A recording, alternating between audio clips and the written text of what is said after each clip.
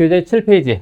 목차 말고 내용의 7페이지를 보시면, 목차 페이지하고 내용 페이지가 좀 달라서요. 자, 내용의 7페이지를 보시면 하단부에 그림이 있죠. 그림은 이제 우리 교재가 다루고 있는 전반적인 내용을 간단하게 소개를 하고 있는 겁니다. 뭐 책의 제목에도 앞에 표지에도 나와 있습니다만 이 책은 원가 관리액의 실무입니다. 원가 관리액의 실무. 그에게는 7페이지 하단을 보시는 것처럼 이 교재가 다루고자 하는 영역은 크게 두 가지 분야가 있습니다. 어떤 분야와 어떤 분야? 원가 회계와 관리액의 분야. 자, 뻔한 얘기가 되겠지만 그렇다면 원가회계는 뭐 하는 영역입니까? 뭐 당연히 원가에서 하는 거죠. 그리고 오른쪽에 나오는 관리회계는 어떤 내용을 주로 다루는 겁니까? 의사결정이나 성과평가를 다루게 됩니다. 그래서 이 책의 전반부는 원가회계에 관해서 다루고 있고 후반부는 관리회계에 관해서 다루고 있습니다. 자, 그런데 우리가 이틀 동안 보게 되는 것은 원가예산 분석 실무 과정이니까 관리회계 쪽은 뭐 전혀 다루지는 않고요. 원가 쪽만 다루는 걸로. 사실 이틀도 시간이 좀 쉽지는 않겠습니다만 빠듯하기는 합니다만 그렇게 생각을 하고 보도록 하죠. 자, 그런데 뭐 그림은 이렇게 있지만 그렇다면 원가 회계에서 원가 계산을 하는 가장 기본적인 목적은 뭐라고 생각이 되십니까? 뭐 업무에서야 있으니까 하는 거기는 하겠지만 우리가 원가 계산이라고 하는 걸 왜 할까요? 근본적인 목적을 생각해 보면 여기에는 보이지 않지만 재무회계라고 하는 우리가 결산의 과정을 통해서 재무제표를 만들어서 공시를 할 때 결산을 하기 위한 가장 밑바탕이 되는 작업이 당연히 원가 작업이 되지 않겠습니까? 가 첫 번째 역할이 되는 거고. 두 번째 역할은 원가회계에서 원가계산하는 두 번째 목적은 그림에 보시는 것처럼 오른쪽에 나오는 관리회계의 정보를 제공하는 거다. 관리회계에서 의사결정이나 성과평가를 할 때 그냥 무작정할 수는 없겠죠. 뭔가 데이터가 있어야 되겠죠. 그 데이터를 원가 쪽에서 제공해 주게 된다. 자, 그래서 보면 원가회계는 어떻게 보면 좀 마당발 같은 느낌이 좀 있습니다. 재무회계 쪽에도 관리회계 쪽에도 정보를 제공해 주는 가장 기본적인 분야라고 생각하면 될 것 같습니다. 넘어가죠. 8페이지로 가도록 합니다.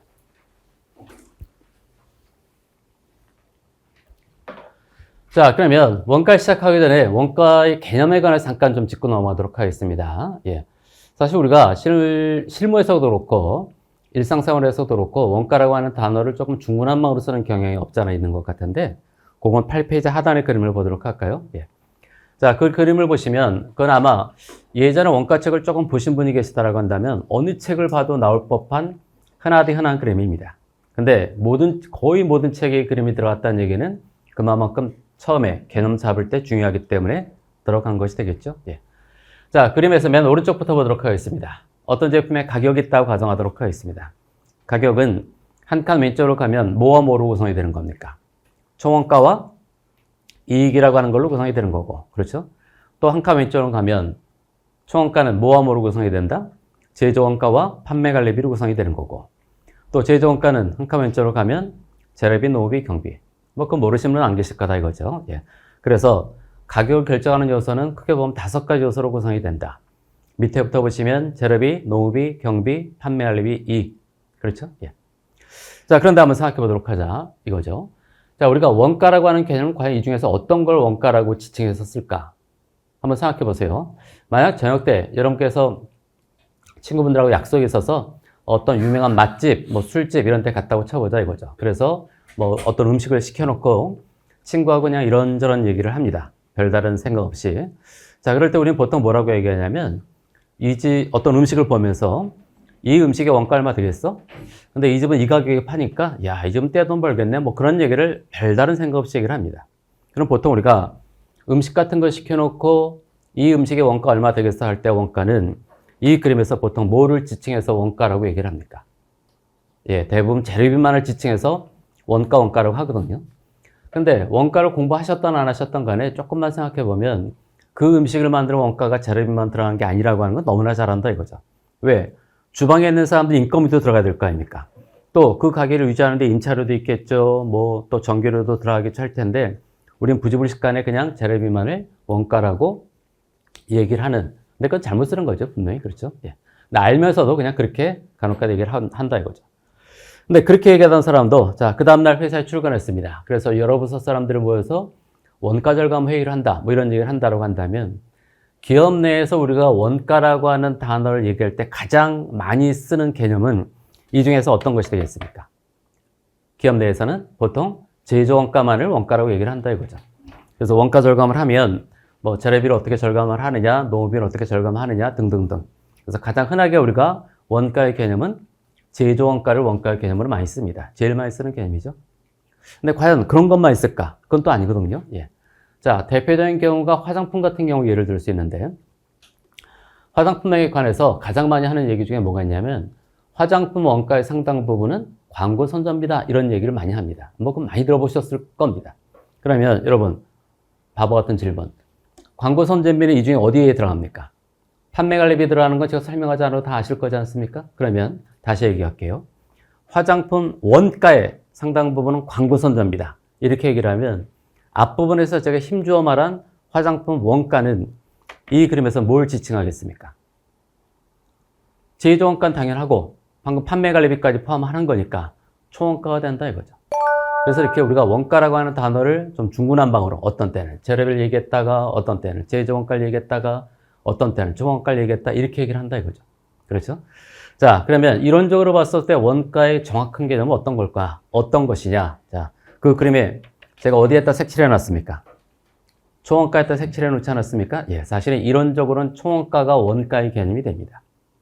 근데 이제 보통 실무적으로는 기업에서는 대부분 좀 협의를 해석해서 제조 원가만을 원가 이렇게 얘기를 많이 하기는 하지만 이론적으로는 바로 뭐가 된다? 총원가가 원가의 개념이다 라고 생각하죠. 그래서 판매 관리비까지도 우리가 원가의 큰 범주로 보고 접근하도록 하자. 자, 오른쪽 9페이지로 가보시면 그러면 가격을 결정하는 요소가 5가지라고 했는데 보통 실무적으로 보면 보통 각각의 그 5가지 요소가 몇 % 정도 구성을 할까? 자, 요건 2020년 데이터입니다. 물론 21년 데이터도 발표가 된 것이 있지만 제가 이 책을 쓸 때는 이제 21년께 안 나왔던 시절이어서 자, 제품의 가격이 100원이라고 한다면 이건 제조업 전체입니다. 그러니까 업종에 따라 다릅니다. 제가 이제 강의하다 보면 제조업이 어떻고 저쩌고 뭐 이런 말씀을 드릴 텐데 제조업 내에서도 업종에 따라 아주 다양한 모습을 보이는데 특정 업종을 말씀드리는 거는 큰 의미가 없기 때문에 제조업 전체로 그냥 말씀드리는 겁니다. 그러니까 참고만 하세요. 예. 자, 판매가가 100원이라고 한다면 재료비가 차지하는 비중이 어느 정도 된다? 50원을 약간 넘어가는 50% 살짝 넘어가고 있죠. 예. 그리고 노후비가 어느 정도 됩니까? 한 7원, 8원 정도. 그리고 경비가 뭐 20원을 살짝 넘어가는 22원 뭐 그 정도 되죠. 물론 이건 연도마다 차이가 좀 있죠. 자, 그래서 판매가 중에서 공장에서 발생하는 제조원가가 차지하는 비중은 보통 81원, 2원 이런 정도. 뭐 이것도 해마다 좀 차이가 나긴 합니다. 자, 거기에 판매 관리비가 차지하는 비중이 얼마 정도 된다? 13원, 4원 뭐 그런 정도. 예. 그래서 최종적으로 남는 이익. 거기 이익이라고 써놨습니다만 사실 영업이익이 되겠죠. 그게 이제 4원 내지 5원 정도. 이게 평균적인 제조업의 모습이 된다. 그렇죠? 예. 업종마다 물론 당연히 다르다고 했었죠. 예. 자, 그렇게 참고적으로 보도록 하고요. 자, 그 다음에 9페이지 하나를 보도록 하겠습니다. 자, 우리 손익계산서 한번 생각해 보도록 하세요. 자, 손익계산서라고 하는 거는 수익과 비용이 만나서 이익을 산출해서 기업의 경영성과를 측정합니다. 그럴 때 손익계산서는 뭐 뻔한 얘기가 되겠지만 수익과 비용을 그냥 아무렇게나 쭈루룩 쓰는 게 아니지 않습니까? 그렇죠? 손익계산서에는 수익과 비용을 크게 그림에 보시는 것처럼 영업성이라고 하는 기준에 따라서 영업 항목과 영업 외 항목으로 구분을 합니다. 뭐 이건 너무나도 잘 아실 거다 이거죠. 그럼 수익 쪽은 지금 뭐 관심사가 아니니까 접어두고 비용을 보면 영업비용과 영업외 비용이 있다 이거죠. 자, 뭐 아시는 거니까 설명하지 않겠습니다. 자, 그런데 조금 아까 왼쪽 페이지에서 제가 파란색으로 되어 있다라고 하는 총원가. 그렇죠? 그게 손익계산서에서 말하는 영업비용과 거의 같은 개념이다. 이렇게 생각하시면 될 것 같습니다. 아시겠죠? 예. 물론 아주 순수 이론적으로 봤을 때 원가와 원가라고 하는 단어와 비용이라는 단어를 같다라고 말하는 건 좀 무리가 있습니다만 저는 여러분께 지금 실무적인 얘기를 말씀드리는 겁니다. 뭐 이론적인 얘기는 그렇게 중요한 건 아니니까. 그래서 손익계산서에서 기업이 영업활동을 하는 과정에 발생한 이러저러한 비용, 영업비용이 아까 왼쪽 페이지에서 말씀드렸던 총원가와 거의 같은 개념이다 라고 생각하고 이제 접근을 하도록 하겠습니다. 자, 페이지 넘어가도록 하겠습니다. 10페이지로 가도록 하죠. 예. 자, 그래서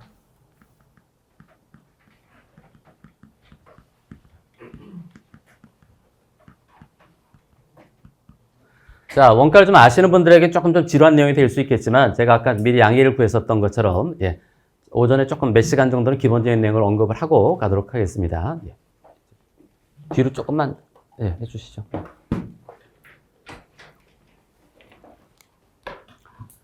자, 그래서 10페이지를 보시면, 우리가 원가를 최초에 이제 뭐에 따라 구분하느냐라고 했었을 때, 10페이지 상단을 보시는 것처럼 파란색 글씨 1번, 기능에 따라 분류를 하게 됩니다. 그 원가 어떤 기능을 발휘하느냐에 따라 뭐와 뭐로 구분한다? 제조 원가와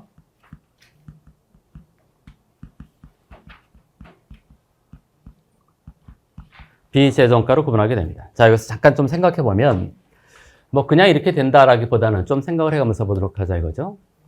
조금 아까 총원가가 영업비용과 거의 같다고 했었죠. 그러면 기업의 영업활동이라고 하는 게 뭡니까?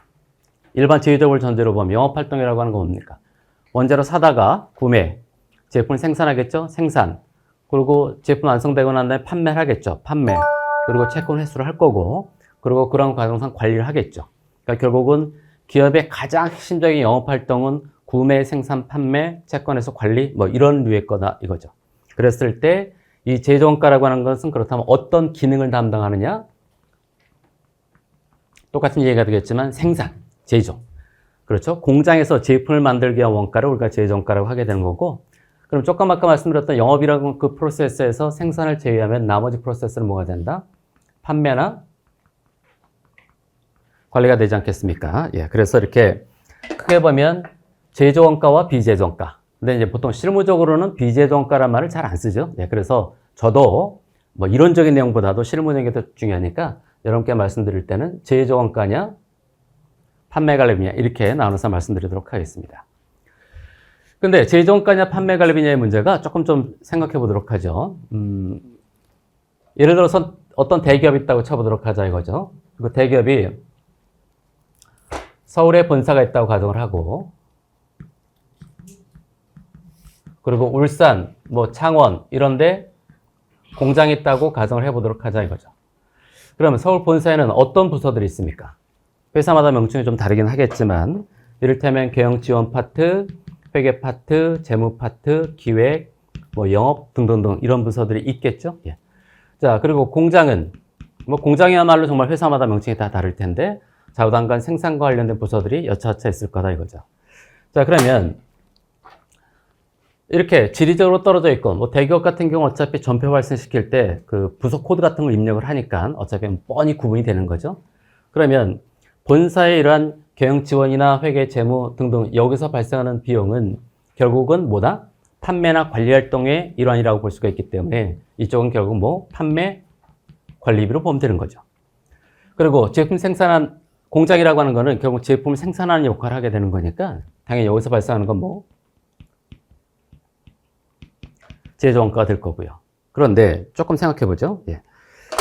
여러분, 자, 이 본사에 재무 파트가 있습니다. 그럼 재무 파트가 은행 거래하다 보면 당연히 이자 같은 게 발생을 할 거 아닙니까? 이자, 비용 같은 게 발생하고 등등등 할 거다 이거죠. 그럼 그것까지도 판매 관리비로 들어간다 그 얘기입니까? 아닙니다.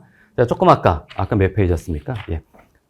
9페이지 하단에 말씀드렸었던 것처럼 지금 우리가 총원가를 뭐와 같다? 영업비용과 같은 걸로 본다고 했으니까 영업 외의 비용은 아예 논외로 쳐놓고 말하는 겁니다. 그렇죠? 그러니까 사실은 9페이지 하단의 그림에서 말하고자 하는 건 뭐냐면 영업 외의 비용은 어떤 경우에도 원가의 범죄에 포함되지 않는다. 그 얘기를 하는 겁니다. 그러니까 일반 제조업 같은 경우에 가장 흔한 영업 외의 비용이 어떤 게 있습니까?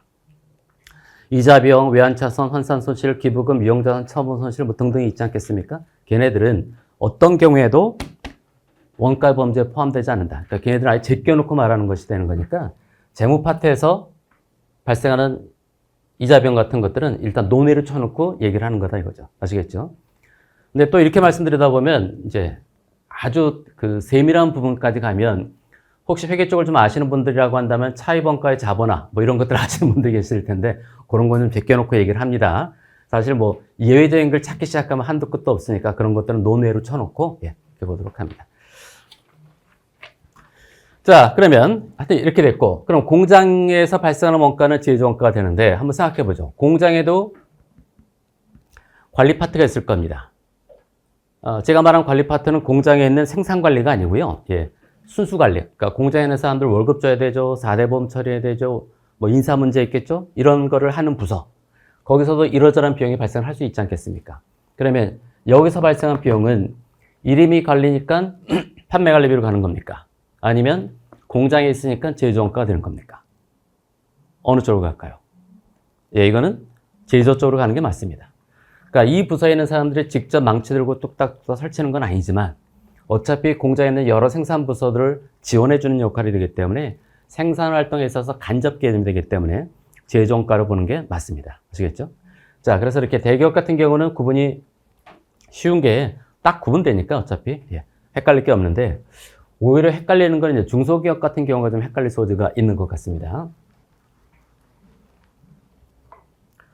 자, 중소기업 같은 경우 본사, 공장에 따로 있는 게 아니지 않습니까? 뭐 대부분 그냥 한 울타리네. 그렇죠? 한 울타리네. 얘를 그림으로 한번 보면 이쪽 건물, 하늘에서 본 그림이라고 치고 이쪽 건물에는 영업이 있고 관리 파트가 있고 그리고 공장이 이렇게 있는데 여기 정문이 있고 원자재 같은 거 야적해두고 이렇게 된다고 치자 이거죠. 그러면 중소기업 같은 경우에는 제조원가 판매 관리비 구분을 보통 어떻게 합니까? 보통 그냥 이렇게 잘라버리고 말죠. 그렇죠? 예. 그래서 이쪽이 판매 관리비가 되는 거고 이쪽이 제조원가가 된다. 근데 사실 엄밀하게 들여다보면 요 부서의 역할이 좀 어정쩡한 게 지웠지만 조금 아까 대기업 같은 경우에는 관리가 본사에도 관리가 있었고 여러 관리 부서가 있고 공장에도 관리 파트가 있었다고 하지 않았습니까? 근데 대기업의 본사 쪽에 있는 관리 부서에서 발생하는 비용은 당연히 판매 관리비, 공장에 조금 아까 공장에 있는 관리 부서는 제조원가로 간다고 하지 않았습니까? 근데 그거는 하는 역할이 다르다 이거죠. 본사에 있는 관리 파트는 회사 전반에 관련된 거고 공장에 있는 관리 파트는 제조 쪽이다 이거죠. 그런데 중소기업의 관리 파트는 어떻습니까? 어떤 역할을 하는 겁니까? 뭐 5만 가지를 다 하죠. 그렇죠? 여기 있는 사람한테 당신이 하는 일 중 얼마만큼이 회사 전체와 관련된 거고 얼마만큼이 공장을 서포트하는 거냐 물어본다 한들 대답할 수도 없는 것이고. 자, 그래서 보통은 그냥 이렇게 잘라버리고 만다 이거죠. 사실 여기서 하는 일 중 일부가 이쪽을 서포트하는 게 있지만 파악하기가 쉽지가 않기 때문에 이렇게 구분한다. 그럼 생각해보면 자, 재료비부터 보시면 뭐 재료비 당연히 이쪽 말할 것 없이 공장에 썼으니까 제조원가 1번 타자가 될 것이고. 자, 인건비를 보도록 하겠습니다. 영업이나 관리 쪽에서 근무하는 사람들에게 지급되는 인건비는 뭐가 되는 겁니까? 우리가 회계상 용어로 잘 아시다시피 급여라고 할 거고. 그렇죠? 예. 이쪽 생산직 사원에게 지급되는 인건비는 뭐라고 한다? 노후비. 근데 여러분, 급여하고 노후비는 우리가 정확하게 구분할 수 있습니까? 없습니까? 그럼 되죠. 이거 급여 대상을 보면 어느 부서의 갑동이 개동이 누구누구 얼마 나오지 않습니까? 그렇죠. 그럼 뻔한 거다 이거죠. 그러니까 우리가 보통 부서 단위로 나누기 때문에 토탈에 발생한 인건비 중 이쪽 부서에 얼마, 이쪽 부서에 얼마가 되기 때문에 급여하고 노후비를 나누는 건 헷갈릴 거 없습니다. 부서 명칭만 보면 되는 거니까. 자, 그럼 재료비 이쪽이고 인건비 보셨고 나머지 기타의 경비. 뭐 너무 많으니까 다 볼 수는 없고 이렇게 한번 가정해 볼까요? 우리 회사는 차량이 몇 대가 있습니다. 그래서 영업사원들이 영업뛸 때 쓰는 승용차라든가 뭐 이쪽 관리 파트에서 쓰는 승용차가 몇 대 있다고 치고 이쪽에는 뭐 지게차라든가 뭐 트럭이라든가 등등 이런 게 있다고 쳐보도록 하자 이거죠. 그럼 차량이 있으면 차량과 관련해서 발생할 수 있는 비용 과목이 한 대여섯 가지 있을 겁니다. 자, 어떤 게 있습니까? 제일 먼저 우리 회사 차량이라고 한다면 감가상각비부터 시작을 해서 그렇죠? 예. 요즘은 리스 렌트 많이 하니까 뭐 리스료라고 쓰셔도 좋고 임차료라고 쓰셔도 좋고 그렇죠? 예. 자, 자동차는 보험 들어야 될 거 아닙니까? 보험료 발생을 할 거고 또 자동차세에 내야 될 거 아닙니까? 그렇죠? 세금과 공가가 발생을 할 거고 기름 넣고 고장난 거 고치고 등등 하니까 차량 유지비 뭐 이런 것들이 대여섯 가지 과목이 발생을 하겠죠. 자, 그러면 이러한 감가상각비부터 시작해서 차량 유지비까지는 각 차량별 앞에 붙어 있는 넘버별로 구분 관리가 됩니까? 안 됩니까? 되죠. 이건 뭐 된다 안 된다가 아니라 해야 됩니다. 해야 세무상 인정받으니까. 그래서 승용차와 관련된 이러이러한 비용은 요 명칭을 가지고 여기 판매 관리비 하위 과목으로 가게 되는 거고 또 지게차나 트럭과 관련된 이러이러한 비용은 이쪽으로 가서 경비의 하위 과목으로 들어가게 되겠죠. 예. 그러니까 결국 재료비 정도만 빼놓으면 나머지 모든 비용은 양적으로 정확하게 우리가 추적해가면서 판매관리비냐 제조원가를 구분관리해야 된다. 근데 이렇게만 되면 얼마나 좋겠습니까마는 간혹 가다 보면 이제 전사공통으로 발생하는 비용도 있을 수 있습니다.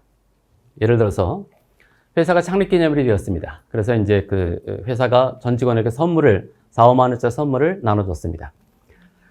자, 그런데 누구는 좋은 건 누구는 나쁜 거 줄 수 없는 노릇이니까 동일한 선물 줘야 되니까 한 거래처 한 방에 왕창 사오느라고 세금계산서가 한 장으로 발행이 됐습니다. 몇 천만 원 정도 발생했다고 치자 이거죠. 자, 그럼 회사는 그거를 뭐라고? 복리생비라고 처리할 텐데 그렇다면 이 복리생비는 이쪽 판매관리비의 과목으로 들어갑니까? 제조원가의 과목으로 들어갑니까? 이거는 이쪽입니까? 이쪽입니까? 가 아니라 갈라줘야 되겠죠. 왜냐하면 여기 있는 사람한테도 선물 줬고 여기 있는 사람한테도 선물을 줬으니까 나누는 기준은 회사가 알아서. 근데 여기서 뭐 뻔하게 인원이라고 하는 기준이 있으니까 그런 비율에 따라서 복리생비도 이쪽이 얼마, 이쪽이 얼마, 세금계산서가 한 장이 됐던 말든 그것과는 관계없다 이거죠. 자, 이런 식으로 해서 우리는 최초의 제조원가와 판매관리비 구분을 시작하게 됩니다. 그렇죠? 예. 근데 이제 이렇게 말씀을 드리다 보면 제일 많이 물어보시는 게 그러면 연구개발비는 어떻게 됩니까? 이제 우리 회사는 서울에 본사가 있고 울산이나 창원에 공장이 있는데 연구개발비는 어디로 들어가나요? 라고 물어보시는데 책에는 11페이지부터 제가 12페이지 중간까지 써놨습니다. 근데 연구개발비는 그거 말씀드리면 시간이 걸리니까 개발비로 가는 것도 있고 비용 처리하는 것도 있고 뭐 등등 하니까 그건 패스. 일단 궁극적으로는 대다수 회사들이 연구개발과 관련된 비용은 자산으로 잡혔다가 상각되는 경우도 있고 한 방에 가는 경우도 있지만 결국 어디로? 판매관리비로 간다라고 말하는 게 가장 일반적이라고 볼 수가 있겠죠. 그러니까 그거 넘어가는 걸로 하겠습니다. 자, 그 다음 12페이지로 가도록 합니다. 자, 그렇다면 제조원가. 뭐 이 제조원가의 구분은 정말 설명드릴 필요도 없을 것 같은데 당연히 요소별 구분으로 보면 뭐 재료비, 노비, 경비. 그렇죠? 자, 그런데 하나만 좀 확인하고 가도록 하겠습니다. 자, 우리가 원가를 말할 때 농업이라고 하는 거는 책에도 써놨습니다만 어디까지를 포함해서 농업이라고 하는 겁니까? 책에 써놓은 것처럼 기본급, 수당, 상여, 작급, 퇴직급여까지 다 포함하는 겁니다. 그러니까 실무적으로는 얘네들은 따로따로 과목을 설정해서 우리가 컨트롤하지만 원가 계산할 때 묶어서 농업이라고 지칭을 하는 것뿐이죠. 그것만 좀 주의하시면 될 것 같습니다. 자, 이렇게 해서 페이지를 잠깐 넘겨서 왔다 갔다 합니다. 19페이지로 가죠.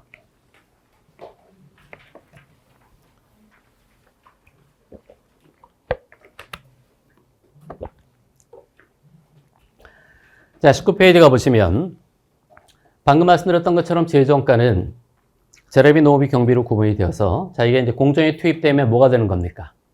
제공품이라고 하는 것이 되는 거고 그게 이제 완성이 되면 뭐가 되는 거다? 제품이 되는 거고 팔리면 매출원가로 간다. 그렇죠? 그러니까 결국 매출원가로 가는 건 누가 흘러 가는 겁니까? 공장에서 발생한 제조원가가 흘러 간다. 물론 그 금액이 그대로 가는 건 아니죠. 어차피 원가 이상이라고 하는 절차가 있기 때문에 숫자는 좀 달라지긴 하겠지만 기본적으로 손익계산서의 매출원가는 공장에서 발생한 제조원가 흘러 간다. 이게 이제 가장 기본적인 플로우. 그래서 보통 그 원가별 관심이 없거나 규모가 작거나 이런 회사들은 원가 분류 체계를 보통 이 정도까지 하고만 맙니다. 규모가 좀 작은 회사들. 자, 그리고 비제조, 그 밑에 그림을 보시면 비제조원가는 당연히 흘러 똑같은 거죠. 판매관리비가 되는 거니까. 그 뒷페이지, 20페이지로 보시면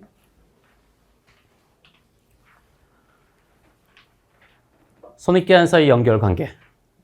딱 그림만 보시면 아시겠죠? 자, 이랬을 때 우리가 그 그림에 보시는 것처럼 상단에 제조원가가 흘러 매출원가까지 가는 과정을 우리는 보통 뭐라고 한다? 이게 매출원가까지 가는 과정을 원가 계산. 그렇죠?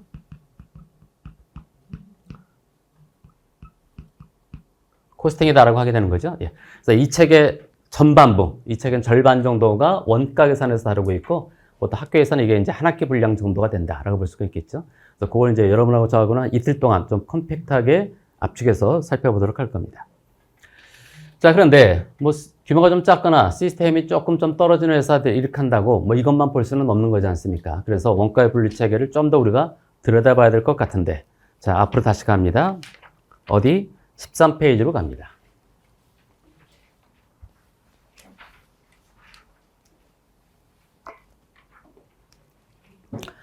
자, 우리가 조금 더 원가를 높은 수준에서 조금 더 상세하게 접근을 하려면 13페이지에 보시는 것처럼 파란색 글씨 3번 또 다른 원가의 분류 체계는 뭐에 관해서 본다? 추적 가능성에 따른 분류라고 하는 게 있습니다. 추적 가능성에 따른 분류. 자, 이거는 거기 책에 제가 써놓은 것처럼 어떤 원가 발생을 일단 제조원가를 전제로 보자 이거죠. 그 원가가 어떤 개별적인 제품 내지는 어떤 특정 생산 라인에 투입된지를 쫓아갈 수 있느냐 없느냐. 그러니까 공장에서 분명히 원가가 발생을 했는데 이게 이 제품 때문에 발생한 거야. 아니면 이 라인에 투입된 거야. 라고 하는 거를 쫓아갈 수 있으면 밑에 보시는 것처럼 뭐 직접 원가. 분명히 공장에서 발생을 하긴 했는데 어느 제품에 들어간지를 잘 모르겠다. 뭐 분명히 제품 만드는 거 들어간 거 맞는 것 같은데 특정 제품이나 특정 생산 라인과의 연관성을 못 찾겠다라고 한다면 뭐가 되는 거죠? 간접 원가가 된다. 그래서 이렇게 추적 가능성에 따라서 우리는 직접 원가와 간접 원가로 구분합니다. 근데 보통 실무에서는 직접비, 간접비 하니까 제가 책에는 이렇게 써놨지만 말은 그냥 직접비, 간접비 하겠습니다. 그러면 이건 어떻게 우리가 섞어서 인식할 거냐라고 하는 거는 이렇게.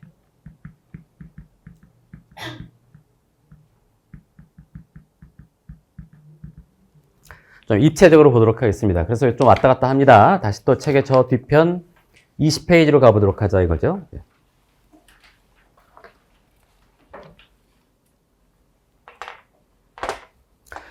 자, 20페이지 가보시면, 자, 그러면 일단 3 곱하기 매트릭스가 만들어지게 되는 거니까 명칭부터 우리가 한번 만들어 보도록 할까요? 자, 얘하고 얘하고 만나면 뭐가 되는 겁니까? 이거를 직접 재료비라고 하고, 이렇게 만나면 뭐가 되겠습니까? 간접 재료비. 자, 뭐 이름 짓는 것 자체는 별거 없죠? 예. 그 다음에 이렇게 만나면 뭐가 된다? 직접 노무비가 되고, 이렇게 하면 간접 노무비. 자, 그리고 이렇게 만나면 뭐 직접 경비가 되고, 이렇게 만나면 뭐 간접 경비. 자, 그런데 뭐 3 곱하기 2로 해서 6가지가 되면 뭐 원가 아주 세분하게 분류해서 접근하는 건 좋은데 이게 실무적인 편의성을 생각하면 너무 세분화되는 것도 불편할 수도 있습니다. 자, 그래서 우리가 어떻게 제조원가를 구분하느냐? 제가 좀 색깔을 달리 쓰지 않았습니까? 하나, 직접 재료비. 둘, 직접 노무비. 셋, 직접 경비. 그리고 얘네들은 그냥 보통 묶어서 했을 때 이걸 뭐라고 한다? 제조간접비. 자, 그래서 앞으로 여러분께 말씀드린 원가의 분류 체계는 지금 제가 파란색으로 쓴 이 스타일대로 접근하도록 하겠습니다. 어떻게? 직접 재료비, 직접 노무비, 직접 경비, 제조간접비. 아시겠죠? 이렇게 말씀드릴게요. 근데 이것도 오해하지 마셔야 되는 게 무조건 이렇게 해야 된다는 얘기가 아닙니다. 회사에 따라서 우리 회사는 직관적 모르겠다. 이런 회사들도 사실 다반사거든요. 그런 회사들은 그냥 어떻게? 재료비, 노무비, 경비 이렇게도 오케이. 아시겠죠? 그러니까 이건 선택사항이다 이거죠. 빨간색으로 분류를 할 거냐, 파란색으로 분류할 거냐는 회사가 알아서 하는 문제가 되는 거다 이거죠. 근데 빨간색보다는 파란색이 조금 더 높은 수준의 원가 분류 체계가 되기 때문에 이렇게 말씀드리겠다 이거죠. 아시겠죠? 예, 이건 선택사항입니다. 자, 그러면 좀 더 실무적으로 들여다보도록 하죠. 자, 이렇게 우리가 파란색으로 4가지를 분류한다고 했었는데 재료비부터 보도록 하겠습니다. 여러분, 재료비는 직접 재료비와 간접 재료비가 있는데 대다수 회사의 케이스를 보면 직접 재료비와 간접 재료비 중 어느 쪽의 비중이 높겠습니까?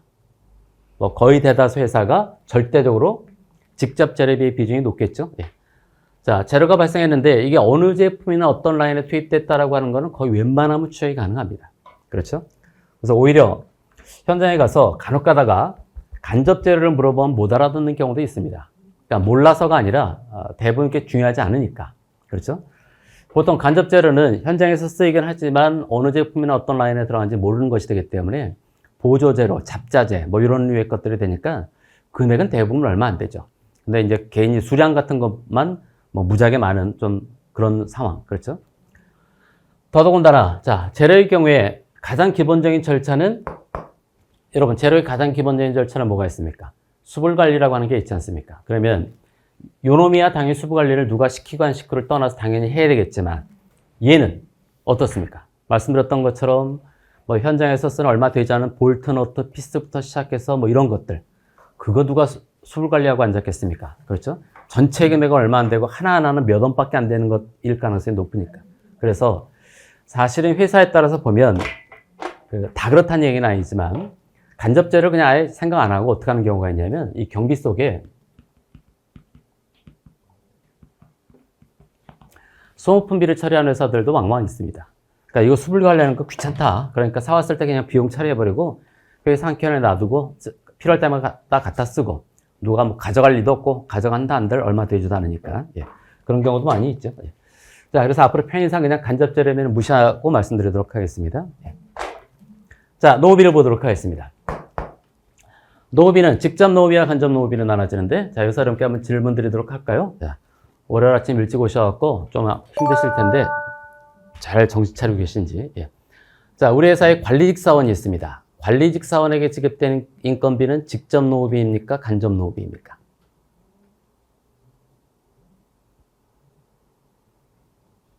우리 회사 관리직 사원이 있다. 그 사람한테 지급된 인건비는 직접 노후비냐, 간접 노후비냐를 물어보는 겁니다. 예, 대답을 못 하시는 게 정신을 제대로 차려주고 있는 것 같습니다. 왜냐하면 이렇게 물어보면 대부분의 분들이 아무 생각 없이 간접 노후비요라고 물어보는 분들, 대답하는 분들 많거든요. 자, 그게 아니라 그 관리직이 어디에 있냐에 따라 달라지는 거죠. 아까 뭐 제가 간단히 그림을 그렸던 것처럼 본사에 있는 관리직 사원이라고 한다면 제 질문이 잘못된 겁니다. 그러니까 일부러 좀 어정쩡하게 질문한 건데 본사에 있는 본사에 있는 관리직 사원이라고 한다면 그 사람한테 지급된 거는 판매 관리비가 될 테니까 말씀을 드렸던 판매 관리비 1번 타자 급여가 될 거고. 근데 그 관리직이 공장에 있다라고 한다면 그때는 질문이 성립되는 거죠. 그러면 이거냐에 있어서는 당연히 간접 노후비가 되는 게 맞겠죠. 예. 그래서 질문을 좀 어정쩡하게 했습니다. 예. 자, 그런데 하여튼 직접 노후비와 간접 노후비가 있는데 보통 금액적 크기로 보면 어느 쪽의 비중이 훨씬 크겠습니까?